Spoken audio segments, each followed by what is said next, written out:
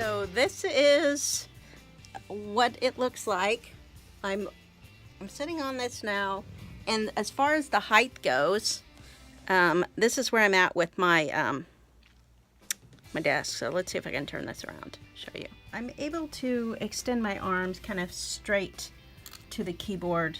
I typically like to be a little higher, but we'll just see how this works. I don't know how to do that.